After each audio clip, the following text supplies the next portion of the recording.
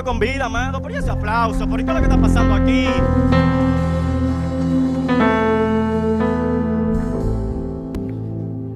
Muy buenas noches. Pueden sentarse.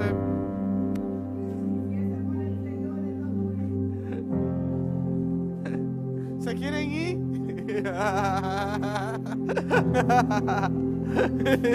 Sí. Muy buenas noches, amada iglesia. ¿Cómo están todos? Espero que se sienten bien. Saber que siempre es motivo de gozo y trato de domingo tras domingo que podamos recordar que el que nos podamos reunir, vernos, ver la cara, poder disfrutarnos los unos a los otros, poder disfrutar de lo que Dios de una forma u otra va logrando en nuestras vidas. Así que gracias por el esfuerzo, gracias por decir estoy aquí presente. Para nosotros como iglesia, como cuerpo de Jesucristo, es una honra tenerle y poder partir el pan y comerlo junto con ustedes. Miren, ahí, antes de entrar a la enseñanza, hay algo que quiero explicar para poder traer un poquito de claridad. Nosotros estuvimos diciendo el jueves, y digo esto porque hubieron algunas personas que por diferentes causas se ausentaron el jueves. Estuvimos diciendo el jueves que una vez hay una práctica que nosotros como iglesia queremos implementar, y es que cada vez que finalice el cuatrimestre, el ciclo de discipulado, nosotros queremos hacer una especie de reunión de revisión, donde podamos ver cuánta gente pasaron, cuáles son las metas de cada ministerio, cómo vamos como iglesia, en qué áreas estamos creciendo, y que podamos, como quien dice, podamos revisarnos. Termina un ciclo discipular y que venga una revisión, porque no nos quisiéramos ver en un momento estar creciendo sobre una burbuja, sino que si existen elementos que nosotros podamos identificar de mejora, alguna cosa que podamos corregir. Entonces, cada vez que cierre un ciclo, nosotros vamos entonces a hacer esa especie de revisión. Entonces, toca este jueves. Cerramos el ciclo del discipulado del jueves pasado, le entregamos sus diplomas, sus certificados, algunos se sintieron hermosos. Es muy lindo y motivo a todo aquel que todavía no ha hecho parte de esto. Miren,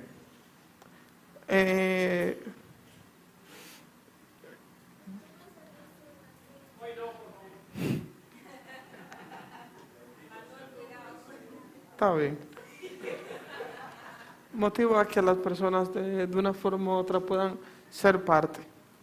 Así que es muy lindo entregar esos certificados. Así que este jueves tenemos la reunión. Entonces, ¿qué sigue? El nuevo ciclo discipular comenzará en enero.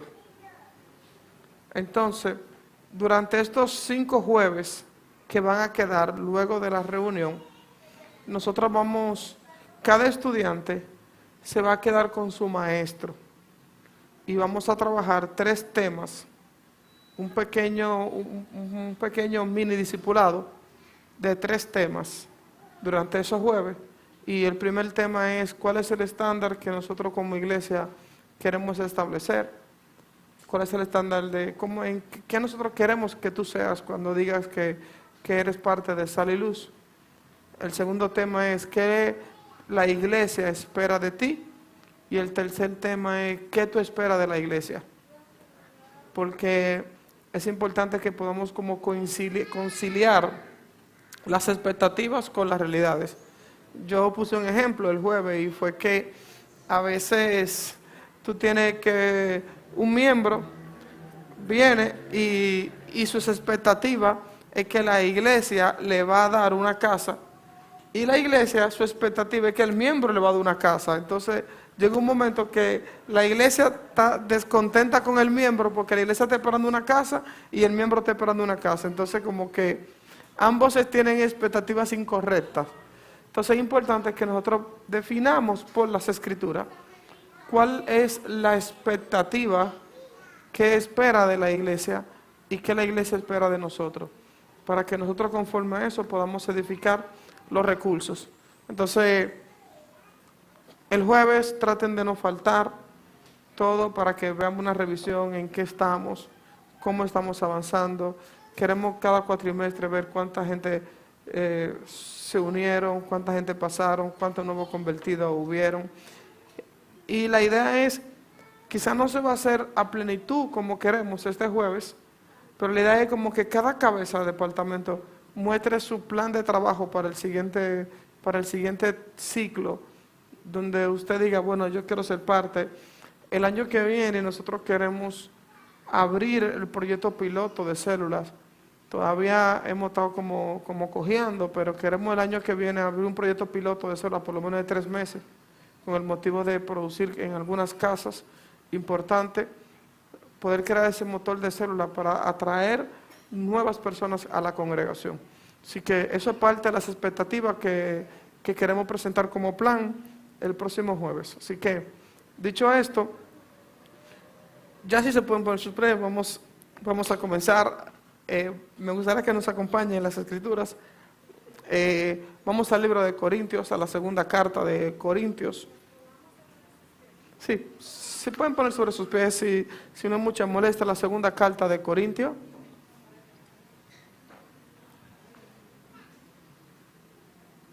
Segunda carta de Corintios, capítulo 12, verso 15.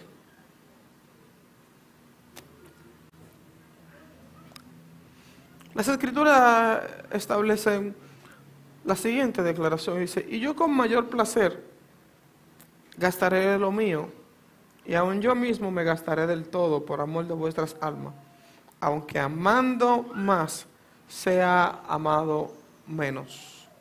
Padre, gracias por las escrituras, porque entendemos que en ella encontramos tu palabra, Señor. Permita que estas sean el alimento que puedan definir la dirección hacia donde nosotros vamos como iglesia.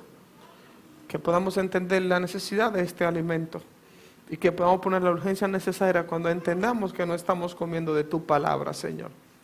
Padre, en tu nombre hemos orado. Amén y amén. Pueden sentarse.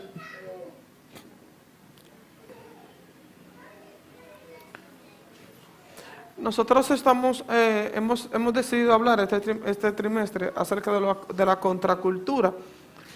Y en el día de hoy yo quisiera hablar a usted de lo que es, cuál es el estándar de una iglesia contracultural. Hemos hablado del sistema, hemos hablado del comportamiento de la gente, pero ¿cuál es el estándar de una iglesia contracultural? Es algo que vengo pensando y analizando hace varios días. Y por eso quisiera primero, antes de que pudiéramos entrar como un poquito más de lleno al tema, una realidad que yo quisiera que cada uno de nosotros podamos observar. La realidad es que nosotros tenemos que conciliar algunos aspectos. ¿Conciliar qué? ¿Conciliar qué? ¿Qué nosotros tenemos que conciliar? Lo primero que tenemos que conciliar es nuestro deseo con la realidad. Nuestro deseo con la realidad, nuestras metas con nuestros esfuerzos y nuestra trayectoria con la ruta que perseguimos. Sabemos nosotros que como iglesia nosotros tenemos metas bien definidas. Las escrituras hablan de manera clara acerca de lo que es el aspecto hacia donde nosotros tenemos que dirigir. Pero existen unos elementos importantes que nosotros podamos tener claro. Primero, no podemos querer conquistar el mundo con un esfuerzo que ni se asemeja a lo que es el esfuerzo que debería conquistar un barrio. No podemos querer ser jugadores olímpicos con entrenamientos de aficionado. No podemos querer decir que vamos a viajar el mundo cuando nuestros elementos de transporte es una bicicleta.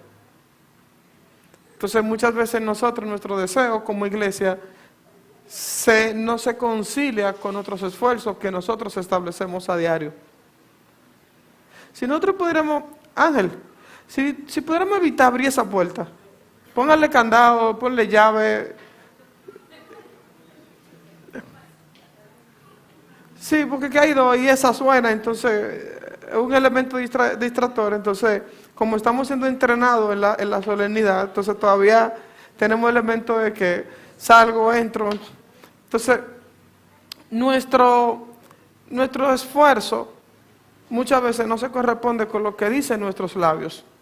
Entonces nosotros muchas veces decimos, elevamos un estándar con respecto a lo que nosotros queremos como iglesia, pero no se parece al compromiso que nosotros hacemos. Y por eso empecé haciendo hincapié, no podemos decir que tenemos deseos olímpicos con entrenamiento de aficionados.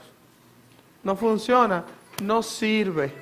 Por más que yo quiera, no sirve que yo quiera decir que mi esfuerzo, yo voy a ser el jugador olímpico cuando me despierto tarde, cuando ni siquiera voy, cuando mi deseo de entrenar muchas veces ni siquiera existe.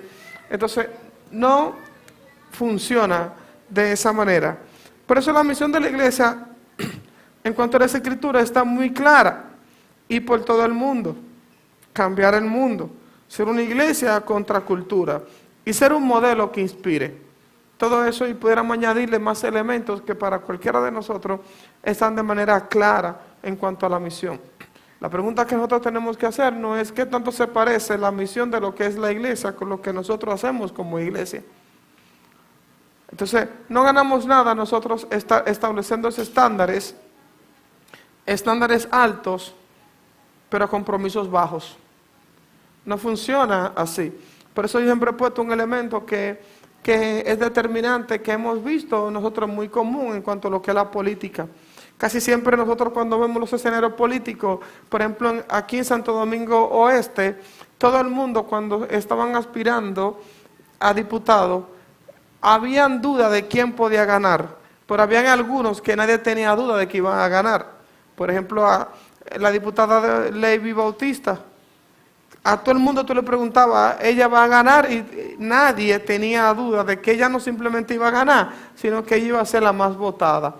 Y todo el mundo, cuando empezamos a analizar por qué la gente llegaba a esa conclusión, y era que ellos veían el nivel de inversión que ella hacía, el nivel de entrega que ella hacía, y la cosa que hacía se correspondía con el nivel de compromiso, con el nivel con la meta que ella había establecido. Entonces, como ella había establecido que iba a ganar y se parecía a lo que ella hacía, a lo que iba a ganar, entonces la gente decía que ella ganaría. Entonces, ¿cómo nosotros como iglesia podemos mandar ese mensaje difuso? Yo siempre he dicho que nosotros somos expertos en mandar mensajes difusos. No nos gusta mandar mensajes claros. Nuestro comportamiento muchas veces dice una cosa y lo que nosotros hacemos dice otra cosa. Por más que tú quieras, señores, las agendas de nosotros van a definir nuestras prioridades. Siempre van a haber elementos importantes, siempre van a haber sustitutos de agenda, siempre tú tendrás una razón de por cual o faltar o no comprometerte. Siempre habrá algo, porque tu agenda va a determinar cuáles son tu nivel de prioridades. Entonces, como nosotros como iglesia podemos poder conciliar de que si nosotros queremos ser una iglesia que tenga un estándar contracultural, ¿cómo mi decir se parece a lo que yo hago?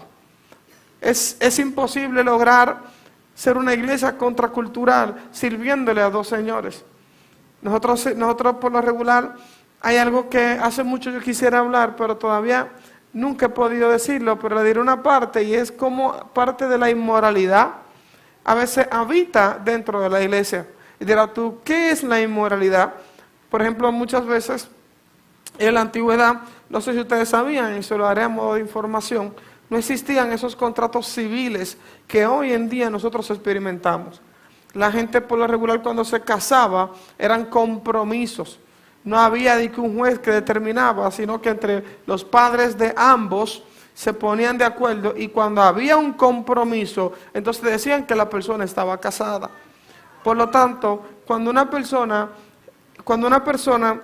tenía relaciones sexuales y había un compromiso establecido, entonces esa relación no se consideraba como un pecado, porque lo que definía que la persona tuviesen pecado al momento de tener relación, no era si tenían un papel filmado, sino que hubiese un compromiso en el medio.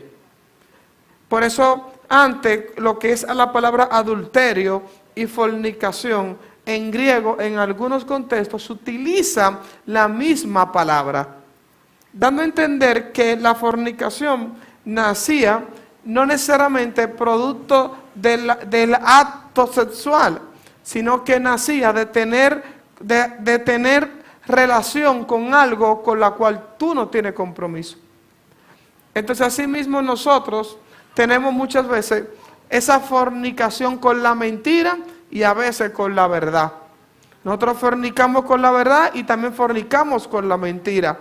Pero lo que más se nos da a nosotros a veces como iglesia es esa fornicación con la mentira.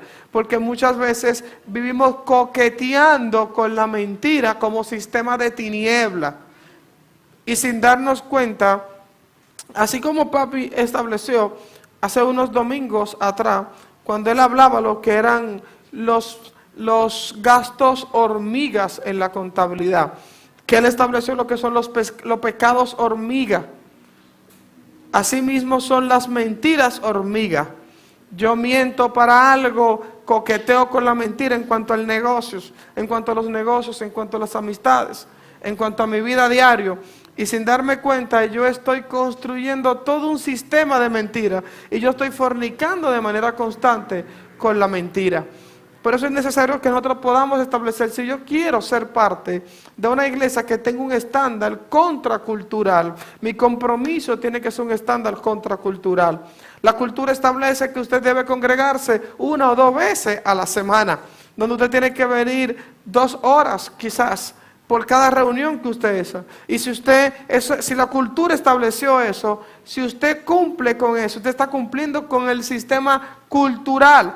Pero ir contra la cultura no necesariamente es hacer algo totalmente contrario en cuanto a lo malo, sino establecer el estándar por encima de lo que la cultura ya estableció. Por eso muchos de nosotros, yo he puesto un ejemplo y quiero tratar de ponérselo a otro. Por eso que muchos de nosotros tenemos que tratar de salir del rango de lo que es siervo inútil. Dirás tú, ¿qué es eso el siervo inútil? La Biblia dice, después de haberlo hecho todo, ¿cuál es el título que te pondrán? Siervo inútil, pero tú no eres siervo inútil. Si usted lee bien el texto, no eres siervo inútil porque lo hiciste todo. Sino que la parte B del texto dice, ¿por qué te llaman siervo inútil? Y dice la parte B, porque hiciste exactamente lo que se te mandó. Lo que el texto te está diciendo también de manera implícita, no diste una milla extra. No diste más allá del estándar. Nosotros como iglesia, si queremos ser una iglesia contracultural, tenemos que salir del rango de ser siervo inútil, de ser exactamente lo que me mandaron. Pero hay un tema. ¿Y qué es? Que una de las cosas que nosotros como iglesia luchamos es que la gente haga lo que se le mande. Imagínense hacer más allá de lo que se le mande. Como iglesia necesitamos que tú estés aquí, los lunes a las 5 de la tarde. Si llegaste a las 5, estás haciendo exactamente lo que se te mandó. Si llegaste a las 4:45, ¿qué estás haciendo? Pero si llegaste a las 5:30, no calificas ni para siervo inútil. No calificas ni para siervo inútil. Así pasa. Por ejemplo, te voy a ayudar, Lice. Lice escribe en su grupo, tienen que estar a las 5.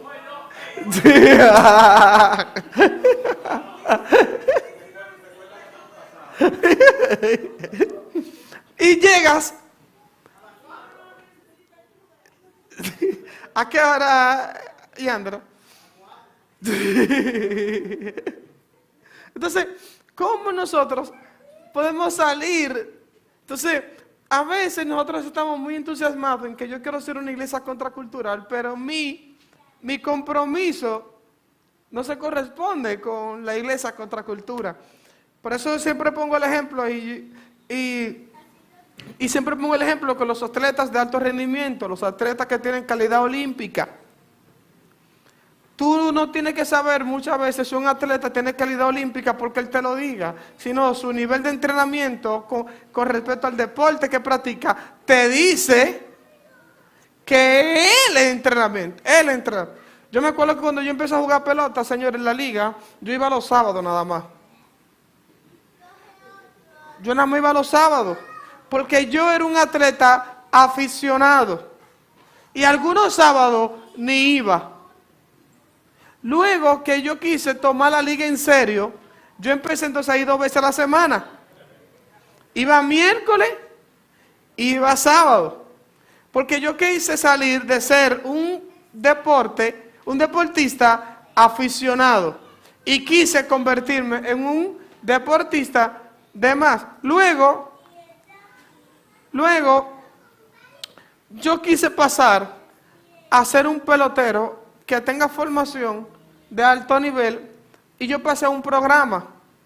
Y yo pasé de ir 2 veces por semana al play, ahí de lunes a viernes.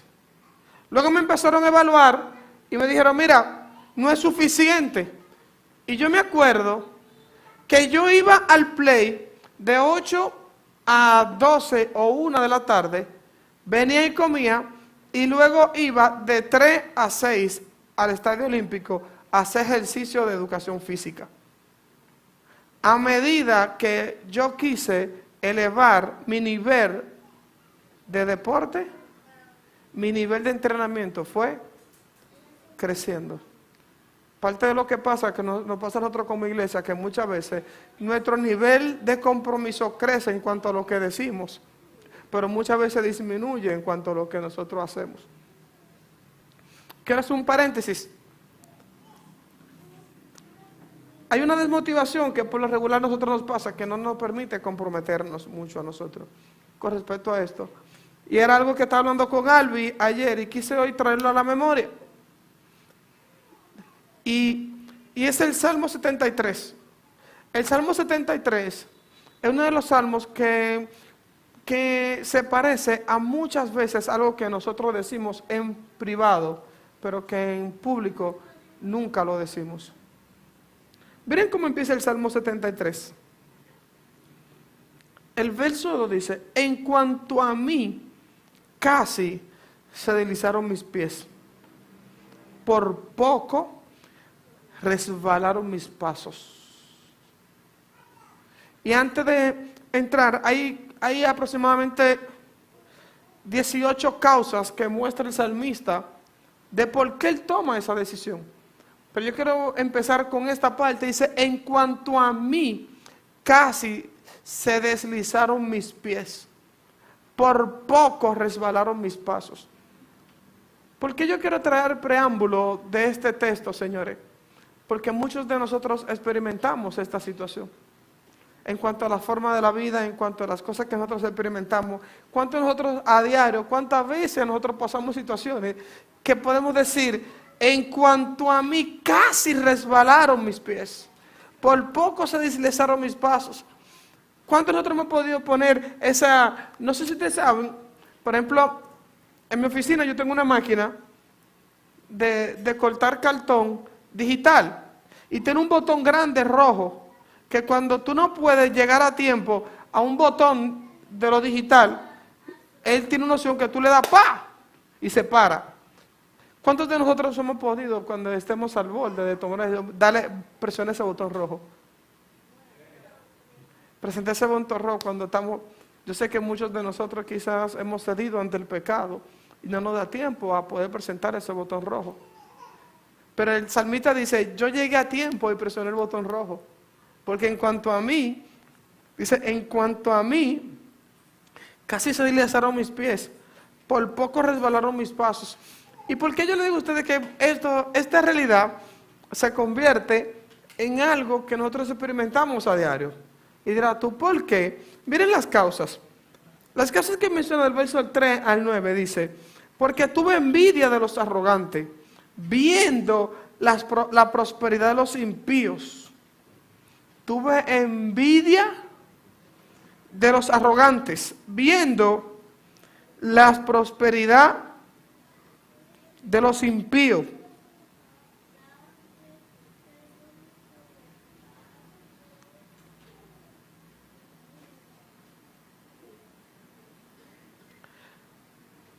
Iba a saltar al verso, pero no encontré el verso exacto, pero lo tengo detallado aquí. Pero la parte 2 dice, porque no tienen congojas por su muerte, pues su vigor está entero. Dice, oigan qué dice el verso 5. No pasan trabajo como los otros mortales. Mira el salmista como dice, y esto se parece mucho a nosotros, porque a veces nosotros como hijos de Dios, nosotros ponemos en evaluación de manera constante cómo vive el impío. ¿Cuánto lo han hecho eso? ¿Cuánto ha puesto en balanza cómo vive el impío? Y dice él que él se puso a observar el impío, y esa observación que él hizo lo llevó a un punto a que dice que por poco resbalan mis pies. Y miren qué dice, no pasan trabajo como los otros mortales, ni son azotados como los demás hombres. Por tanto, la soberbia los corona. Se cubren de vestido de violencia. Los ojos se les saltan de gordura. Oye, él hizo un análisis exhaustivo de su vecino. Un análisis exhaustivo de su vecino. Y oigan cómo dice el verso 8. Logran con creces los antojos de su corazón. Yo no quisiera hablar de ustedes, pero hablaré de mí. Yo he pasado algunas situaciones en la vida donde a veces yo le decía a Albi anoche, donde a veces mi alma se entristece. Porque a veces tú quisieras emprender cosas, a veces tú haces cosas, y a veces tú ves cómo a veces el impío, como que avanza tan rápido. Y mira que dice el texto, logran con creces los antojos de su corazón. ¿Cuántos de nosotros a veces no hemos intentado proyecto tras proyecto y como que todos fracasan? Y arrancamos, y iniciamos, arrancamos y iniciamos y como que no se logra nada. Sin embargo, él dice, logran con creces. Y mira que dice el verso 8, dice, se mofan y hablan con maldad de hacer violencia. Hablan con altanería y ponen su boca contra el cielo y su lengua pasea la tierra. Y el texto que iba a decir ahorita, que lo voy a saltar ahora para leerlo de nuevo, llegó un momento, Asaf, que es que escribe el Salmo, él narra dos contraindicaciones. Dice, por poco deslizan mis pies. Pero oye que el verso 13 dice, verdaderamente en vano he limpiado mi corazón. ¿Cuántos de nosotros a veces, al ver la prosperidad de los impíos, no nos ha llegado ese pensamiento donde dice, ¿de qué me sirve aborrecer el pecado? ¿De qué me sirve abandonar los sistemas de este mundo? Si al final yo veo al impío cómo se mofa y con altanería habla de su comportamiento, y cómo con creces yo veo que logra todo lo que se propone en su corazón. Y dice él, verdaderamente en vano. Pero miren las causas. Vuelvo atrás y dice, ponen su boca contra el cielo y su lengua pasea la tierra. Y salto al verso 12 y dice, he aquí, estos impíos, sin ser turbados del mundo, alcanzaron riquezas. Le dije a ustedes aquí va a ser un paréntesis, porque ¿cuántos de nosotros no hemos pasado por esos pensamientos? Al ver la prosperidad del impío. Y hemos visto prosperidad del impío en muchas razones. A veces el vecino que constantemente no confiesa a Dios, a veces tiene triunfo en base a una relación y tú no has podido tener triunfo. A veces tiene un matrimonio estable y tú no has podido tener un matrimonio estable. A veces el vecino que es un hijo del diablo, su hijo lo respeta más a él que a tu propio hijo, que tú eres un hijo de Dios. Entonces nos llegan esos momentos difíciles a nosotros donde decimos, oye, ¿para qué yo estoy guardando mi corazón? Y miren, y dice el verso 13, que fue que lo leí, y lo vuelvo y lo repito, dice, verdaderamente en vano he limpiado mi corazón. Dice, y lavado mis manos en inocencia. Y dice, pues he sido azotado todo el día y castigado todas las mañanas. En el contexto judío, señores, no se mencionaba mucho, no se mencionan las noches. Por eso ustedes ven que en el libro de Génesis, cuando se contempla lo que es un día, se dice, sea la mañana, la tarde y la mañana un día. ¿Lo recuerdan? Dice, sea la tarde y la mañana un día. Por eso el día judío comienza a las 6 de la tarde y el de nosotros comienza a las 12 de la noche. Entonces, cuando el salmista está diciendo, he sido azotado todo el día y castigado en la mañana, él está diciendo, yo tengo 24 horas de azote. Y dice, y si dijera yo, hablaré como ellos, he aquí a la generación de tus hijos engañaría. Luego que el salmista, gracias a Dios que el salmista escribe este texto, luego de él entrar en una profunda introspección. En una profunda introspección. Por eso que cuando él escribe, ya él pasó el proceso. Y el verso 17 dice, hasta que entrando en el santuario de Dios comprendí el fin de ellos. ¿Y cuál es el fin de ellos? Cuando dice el fin, el salmista está diciendo, entrando en el santuario yo pude ver hacia dónde ellos iban y cuál era su destino. Y dice, ciertamente los has puesto en deslizadero y en asolamiento los hará caer. ¿Cómo han sido asolados de repente? Perecieron, se consumieron de terrores, como sueño del que despierta. Así, Señor, cuando despertares menospreciará su apariencia. Se llenó de amargura mi alma y en mi corazón sentía punzadas. Luego el salmista dice, ciertamente yo vi el fin de los malos. El Salmo 73, el Salmo de Asaf, la Reina Valera le pone como título, el fin de los malos. ¿Por qué yo pongo este paréntesis, señores? Porque a veces nosotros, muchas veces, en cuanto al compromiso, no queremos dar la milla extra porque vemos la prosperidad del impío muchas veces. Y nos envolvemos en un sistema, mire, Pablo le escribe a Timoteo y dice, ninguno que milita se enreda en los negocios de la vida por amor a aquel que lo tomó por soldado. La palabra vida y evaios, que habla de la vida biológica. Y lo que Pablo está diciendo, ninguno que milita se enreda en los negocios que tienen que ver con el subsistir a fin de agradar a aquel que lo tomó por soldado. ¿Cuántos de nosotros nos hemos metido y nos hemos enredado en los negocios de la vida diciendo que es para elevar el estándar de un hijo de Dios? Y terminamos muchas veces envueltos en situaciones difíciles que carecemos de tiempo, carecemos de compromiso.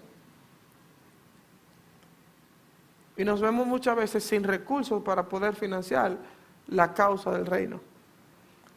Nosotros como iglesia contamos con ustedes. necesitamos que cada uno de ustedes pueda asumir compromisos y que su nivel de entrega cada día vaya en aumento. Pero muchas veces los negocios de la vida nos van enredando, que se hace difícil poder contar con ustedes. Y yo siempre he puesto en balanza, señores, y lo dije el año pasado a esta altura de fecha. Bueno, en enero creo que fue. Muchos de nosotros se nos hace difícil cumplir con 4 horas a la semana. Siempre tengo una excusa. Pero algunos asumimos compromisos ante la vida con 4 horas diarias. Mientras se te hace difícil cumplir con 4 horas semanal, algunos se nos hace, con cuanto a los negocios de la vida, asumimos compromisos que nos comprometen hasta 4 horas diarias. Entonces, ¿cómo nosotros pudiésemos poder generar ese balance de que mi compromiso ante la vida no termine produciendo un enrede en mi vida? Porque el texto nos dice que no se involucra, es que no se enreda en los negocios de la vida. Muchos de nosotros hemos terminado enredados en los negocios de la vida. Hemos terminado enredados en los estudios, enredados en algunos cursos técnicos, en algunos compromisos, hemos terminado enredados. Y nos quedamos sin tiempo. ¿Producto de qué? Entonces, si queremos ser una iglesia contracultural, tenemos que buscar la forma de cómo nosotros podemos conciliar que lo que yo digo, ya pusimos el paréntesis acerca de la realidad, pusimos en paréntesis de la realidad que produce lo que es el pensamiento de los malos, de cómo ellos avanzan, que a veces produce en nosotros cierto deseo. Donde uno quisiera, oye, yo quisiera tener la casa que tiene eso. Mira el vecino del lado no le toca la puerta todos los meses para pagar el alquiler. El vecino del lado no lo visita el prestamista semanal. El vecino del lado no tiene que empeñar para poder cumplir al final de mes. Entonces, todo ese tipo de cosas, uno tratando de tratar de salir de esas cosas, termina enredado en los negocios de la vida. Y sabemos, señores, algunos elementos que yo quisiera poner para ir finalizando lo que quisiera enseñarle en esta noche. Sabemos, señores, que como iglesia quizás no podemos establecer el estándar más alto, pero nosotros tenemos que establecer cuál es el estándar contracultural que nosotros queremos establecer. Yo quisiera tener el momento donde nosotros pudiéramos elevarnos poco a poco y saber que como iglesia, para ser una iglesia que sea contracultural, hay algunas cosas que tenemos que volver a reconciliarla, algunas cosas que tenemos que volver a abrazarla. Yo vengo meditando hace semanas, hace meses, algunas cosas que se correspondían a la pasada manera de vivir en cuanto a la vida de fe que nosotros teníamos. Y hubieron algunas cosas de esas que nosotros pudimos identificar que tenían un mal uso. Pero sin darnos cuenta, nosotros del mal uso nos trasladamos al desuso. Y no generamos el equilibrio. Y esto siempre yo pongo el ejemplo de que nosotros a veces luego identificamos la ventana está mal hecha, le quitamos la ventana. Y luego decimos el techo está mal hecho. Y nos dimos cuenta en un momento que no, que muy en serio estas cosas que le voy a decir. Elementos de la pasada manera de vivir en cuanto a la vida de iglesia. Elementos como la santidad, la consagración. Son elementos que nosotros tenemos que identificar por la vía correcta.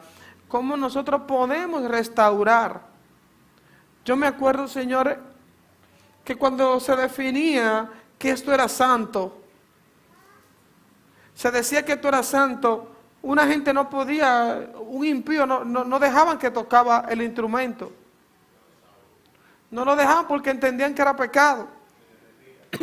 Porque entendían que podía pasar algo malo. Pero entendimos que eso no te iba a matar. Pero en algunos casos permitimos que el conocimiento de que eso no te mataba, de que no te iba a matar, nos llevó entonces a que cualquier persona entonces le pusiera la mano. Entonces, ¿cómo nosotros podemos?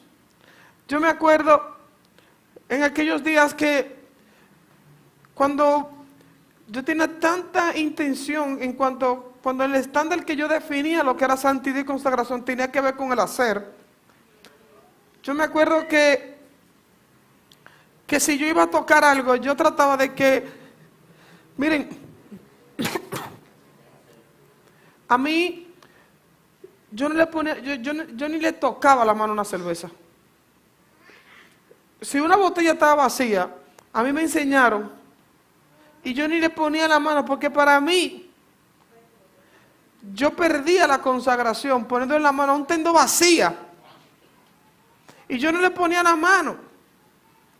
Pero ¿cómo yo puedo conciliar el yo entender que el yo poner la mano vacía o llena no me hace pecador o no? Y puedo llevarlo al punto a entender que yo soy ministro y si yo voy a tocar este piano, si yo voy a tocar un instrumento, me voy a parar aquí adelante. ¿Cómo yo puedo entender que yo tengo que vivir una vida consagrada? ¿Cómo puedo hacer ese match en que entiendo la libertad que en Cristo tenga, pero el compromiso que en la carne también debo tener? Entonces, ¿cómo yo puedo conciliar esa consagración? Donde yo me acuerdo que yo reunía a los jóvenes y bajo motivaciones incorrectas, y entendemos que nada aprovecha la carne, pero por lo menos la intención era pura. La intención era noble. Y nos reuníamos, vamos a someter la carne, y nos reuníamos los viernes y vamos a dormir en el piso. Porque teníamos el deseo de que entendíamos de que Dios nos iba a hablar a nosotros. Por cuanto nosotros más nos sacrificábamos, entonces Dios a mí me iba a hablar. Porque el sacrificio, Dios iba a responder, el que Dios me hable, iba a responder al sacrificio que yo hiciera. Pero ¿cómo yo puedo ahora entender que mi sacrificio no va a hacer que la voluntad de Dios se mueva, pero que eso no me lleve entonces que ahora entonces no haga nada? ¿Cómo? Entonces, ¿cómo nosotros podemos conciliar? Yo me acuerdo que llegó un momento donde yo iba a la congregación los 7 días de la semana. Y se lo voy a narrar. Yo tenía un grupo de oración los lunes con los jóvenes, que nada más eran los jóvenes. Y yo me acuerdo, señores, y le digo esto, porque también tengo deseo de algunas cosas redimirlas en mi vida, no por levantar un estándar. Yo me acuerdo que yo inactivé en mi vida los lunes. Y yo cuando seleccionaba la materia que yo estaba en la universidad, yo no cogía clase más tardar a las 11 de la mañana. Y cuando yo salí de la universidad, yo cogía para la congregación todos los lunes de 11 de la mañana a esperar las 6 de la tarde que llegaban los jóvenes y ahí teníamos una oración que era de 6 a 8. Y yo me acuerdo, señores, que yo cuando llegaba a la congregación, yo apagaba el celular y a mí se me importaba quién llamara, quién me escribiera, qué compromiso yo tuviese. Porque yo entendía que yo tenía que consagrarme para Dios. El asunto es cómo ahora no podemos durar media hora desconectado del celular. ¿Cómo ahora cojo la Biblia para un devocional y si me entra una notificación de Instagram, yo respondo primero la notificación de Instagram y después vuelvo a leer la Biblia? Entonces, ¿cómo podemos hacer? Entonces, los lunes, después los martes había oraciones de la congregación, los miércoles habían los servicios de sociedades, los jueves estudio bíblico, Los viernes Lizy ensayaba, pero yo amanecía en la congregación. De viernes pasado, entonces los sábados eran los días de los jóvenes y los domingos había celebración de escuela dominical en la mañana y el culto en la noche.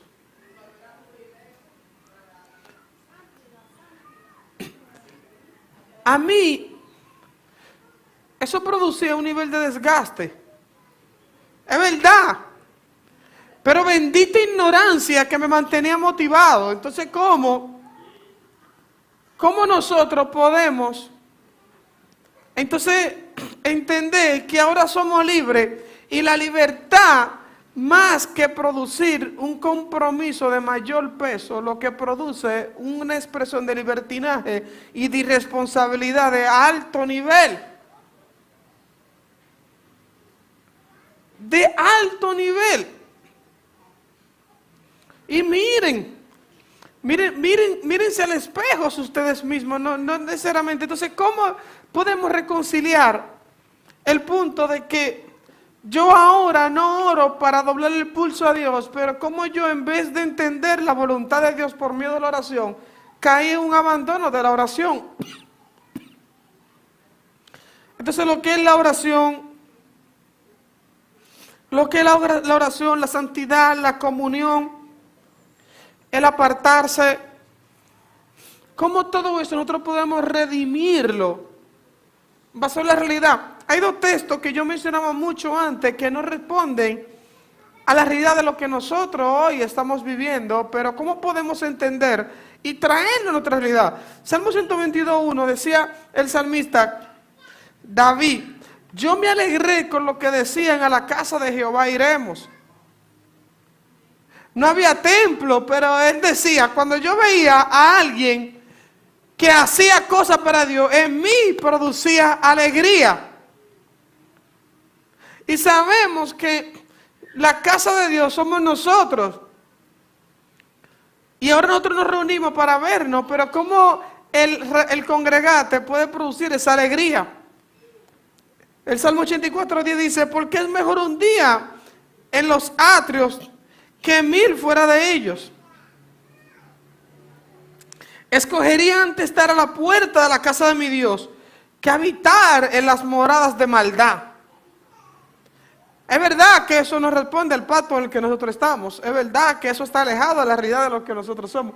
Pero ¿cómo nosotros podemos poder reconciliar esas acciones con la realidad que nosotros es? Por eso nosotros, señores, siempre he dicho, tenemos que producir hijos con estándares, que es verdad, estándares de que hijos que sean libres, que entiendan la libertad que es en Cristo, pero que esto produzca un nivel más alto de compromiso y no de irresponsabilidad. No sabemos si se puede. Muchas veces, yo quisiera que a veces cuando nosotros pudiéramos levantar algo y tener la gente que sobren, yo estoy dispuesto. Pero muchas veces tú no sabes ni siquiera a veces con quién cuenta, con quién no, porque el nivel de compromiso, el conocimiento de la verdad te ha convertido en un irresponsable, más que un comprometido con el propósito de Dios. Entonces es importante que nosotros podamos, si queremos levantar una iglesia contracultural, tenemos que entender estas cosas. Tenemos que reconciliar algunas cosas de la pasada manera de vivir. Nos reuníamos, señores, yo me acuerdo que nosotros los jóvenes nos reuníamos en aquella época. Yo estuve en un ministerio llamado Castillo del Rey, donde el propósito del ministerio era llevar a la gente a que tuviera el bautismo del Espíritu Santo. Y yo me acuerdo que nosotros los jóvenes tenemos un mural donde cuando una persona era bautizado le escribíamos ahí. Y cada vez que alguien tenía la experiencia, nosotros hacíamos una fiesta. Y yo me acuerdo que todos los lunes, y a veces nosotros hacíamos retiros buscando de que todos hablaran en lengua. Y hacernos retiro, Señor, y tenemos una vigilia. Y este viernes tenemos una vigilia donde vamos a amanecer buscando a Dios. Es verdad que era ignorancia. Es verdad que tú no puedes buscar a alguien que está dentro de ti. Pero ahora tú sabes que tienes el privilegio de que la ignorancia no te gobierna. Y tú no tienes ese deseo de querer tener comunión con tu Padre. Por eso yo digo muchas veces, bendita ignorancia que nos mantuvo cerca. Bendita ignorancia que nos mantuvo dependientes. Bendita ignorancia que nos mantuvo con los ojos tapados, pero con un deseo enorme de querer ser santo. Con los velos tapados, pero con un deseo enorme de querer estar consagrado a Dios. Que podamos restaurar ese temor interno a nosotros de que yo sé que no puedo pararme adelante porque Dios no me va a matar, pero yo no estoy apto, no tengo nada que impartir, que podamos entrar en esa realidad, que podamos quitarnos las caretas,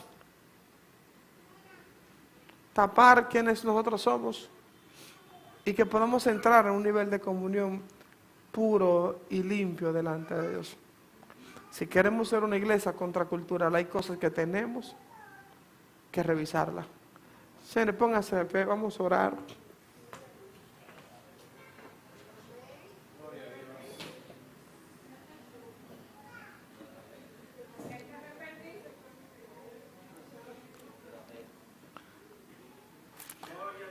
Tenemos que ser una iglesia que reconcilie. Miren, yo sé que la iglesia no es un club social, pero tiene que ser un ambiente donde todo el mundo se sienta, donde la gente que vengan y sean parte, se sientan alegres. Yo sé que la iglesia no es un asunto de apoyar ñoñería, pero tiene que ser un ambiente donde la gente sienta un ambiente de paternidad. Y le digo a estos señores, con todas las intenciones del mundo, a veces nosotros entendemos porque el Señor nos ha permitido tener un poquito más de luz, empezar a ver la gente de lejito. Y por eso le decía el jueves y se lo vuelvo a decir, aquí todos nosotros, en este viaje que se llama vida, andamos con dos maletas. Andamos con dos maletas, una que es una mochila con la cual tú cargas con tu carácter y tu problema que te lo soportamos. Entonces todos nosotros tenemos una mochila y una cola. La mochila es el carácter, tu malas actitudes se te aguanta. Y la otra es la cola que habla de tu pasado, de lo que tú eras, que por más que tú quieras no puedes borrarlo. Y sabemos quién era. Entonces aquí no hay nadie. Por eso Jesús, de vez en cuando yo recuerdo cuando Jesús dice, el que esté libre de pecado, que tire la primera piedra. El que no tiene su mochila arriba, el que anda sin cola de algo que en el pasado quizá una vergüenza, que tire la primera piedra. Todos. Entonces es importante que el Señor pueda traer esa luz a nuestro corazón, a entender. Allá atrás hay un letrero, Señor, donde se apaga el bombillo, donde dice, la luz se hizo para iluminar, no para brillar. Y a veces nosotros entendemos, porque el Señor nos ha puesto cierto nivel de luz, a veces queremos menospreciar a aquel que está en oscuridad y estamos utilizando a veces la luz como si fuese para brillar en vez de iluminar a aquel que está en un sistema de esclavitud, que el pecado o las tinieblas está gobernando ciertas áreas de su vida.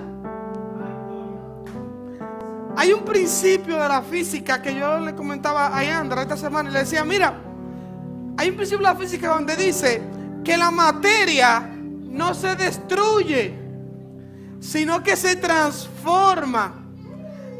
La gente que llega a nuestras manos por la luz que el Señor nos ha permitido, no es para destruirla, es para formarla. Y si el Señor nos ha permitido que ciertas actitudes y que cierta gente que a veces no me gusta su carácter, no me gusta a veces cómo me habla, entiende que si tú pudiste identificar que la persona está mal, es porque en ti hay un nivel de luz que el Señor está permitiendo y es necesario que tú la uses para iluminar, no para brillar. Porque cada vez que utilizamos la luz para brillar, estamos destruyendo a la gente. Y si queremos una iglesia que sea contra la cultura, tenemos que ser una iglesia que no desprecie al que tiene actitudes, porque tú también la tuviste. Tú también tuviste herido, tú también tuviste enfermo. Aquí, señores, la iglesia, no me gusta utilizar este término, pero lo que más se parece a la iglesia debido a la trayectoria que muchos de nosotros hemos experimentado, es como a los alcohólicos anónimos, donde cada gente, aunque tú lo veas bonito, tiene su testimonio de cuando estaba perdido. Aunque tú lo veas que huela, llegó un momento donde el alcohol le hedía. Porque todos tenemos algo, un pozo de donde Dios nos sacó a nosotros.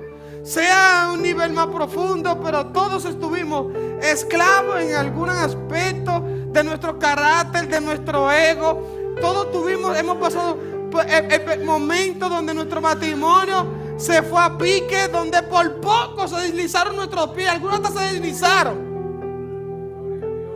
A muchos se nos cubrió la desnudez, a algunos pecaste, se te tapó, se te abrazó.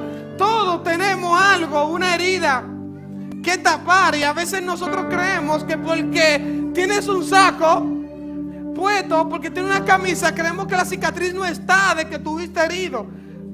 Pero de que te quitan la ropa se ven todas las marcas que tú tuviste dentro del producto de la realidad. Entonces todos nosotros, si queremos ser una iglesia que sea contracultural, no podemos ser una iglesia que genere grupos, que separe a las personas, que aísle al otro, sino que abraza, que atraiga.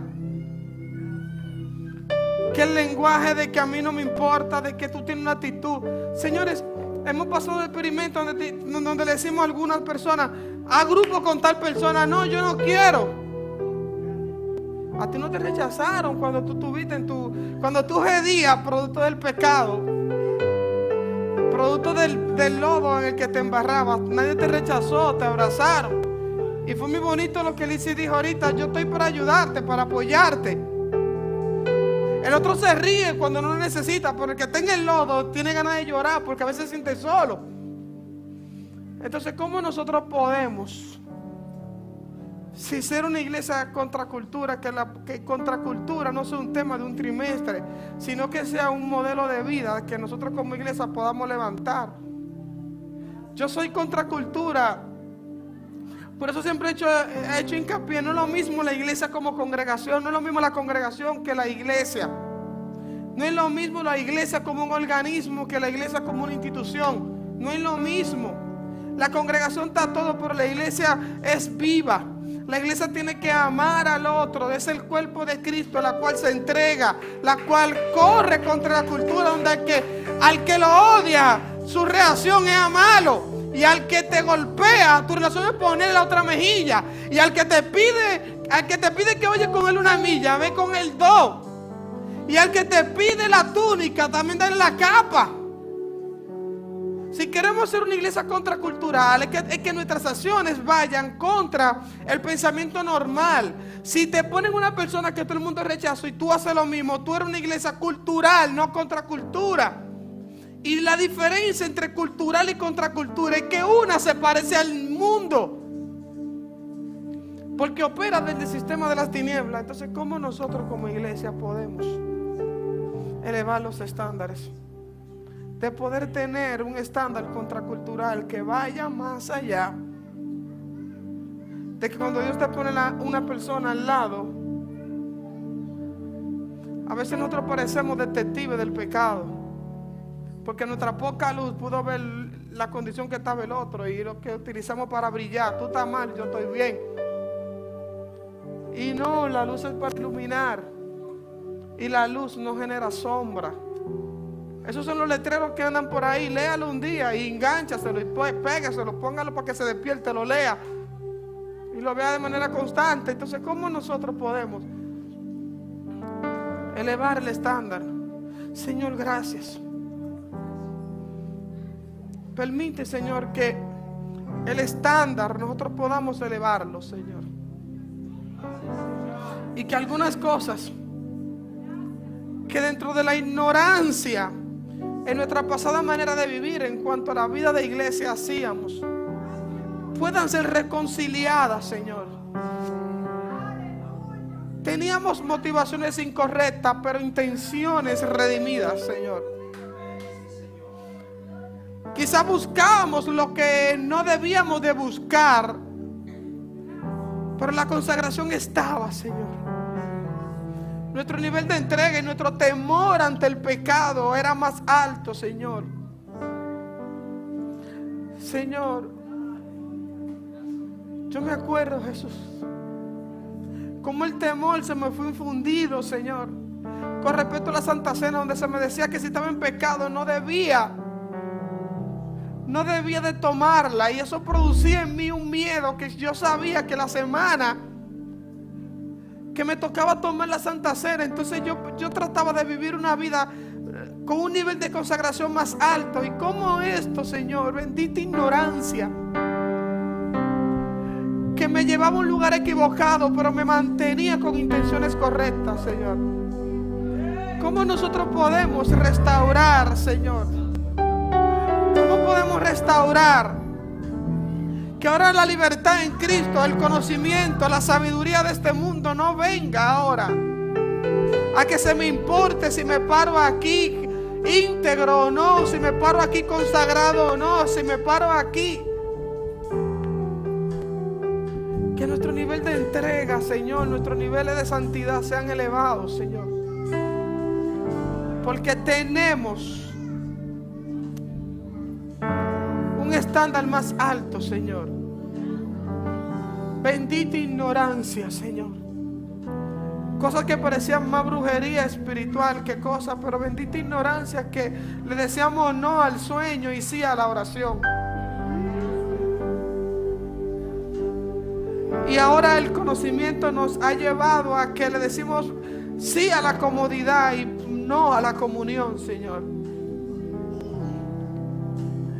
Bendita ignorancia, Señor, que nos mantenía a nosotros entendiendo que todos los años queríamos leer la Biblia completa, pero que hoy entendemos no leemos ni siquiera una carta durante un año entero, Señor. Bendita ignorancia que nos mantenía aferrados a la palabra, Señor. Permite, Señor, que la libertad produzca compromiso. Que la libertad produzca compromiso, Señor. Que produzca compromiso y no charlatanería y responsabilidades, Señor. Bendita ignorancia, Señor, que cuando veníamos a la congregación entendíamos que era santo y por eso el lugar era solemne, y ahora que entiendo que no es santo, se me importa si escucho la prédica o no, se me importa salir, se me importa hablar, se me importa prestar atención. Si es de entender de manera equivocada, mejor mantenernos como esclavos. Porque no sirve, Señor, no sirve. No sirve que queramos ser libres y ahora somos irresponsables. No sirve. Mejor mantenernos como esclavos, Señor. Padre, gracias, Señor. Señor, gracias, Señor.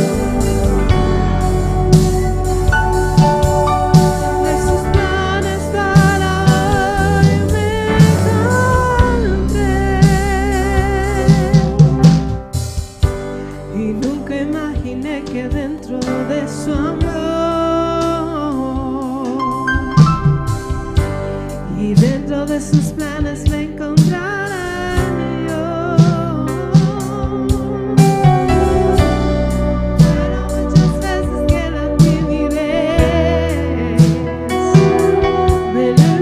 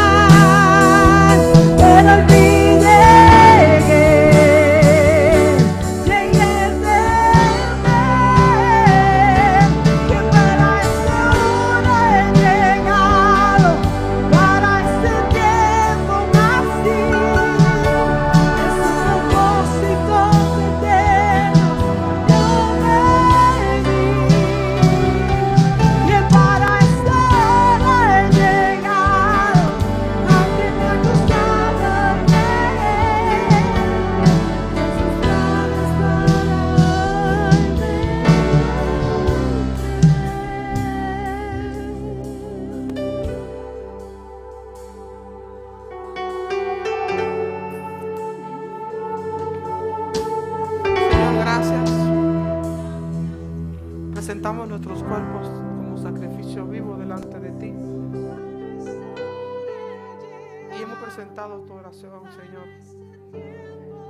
Dirígenos y cámbianos, Señor, si es necesario. Pero no permita que la mentira nos vista, Señor. Si tenemos que estar desnudos ante la verdad, es mejor que estar vestido con la mentira, Señor. Nos vamos a despedir.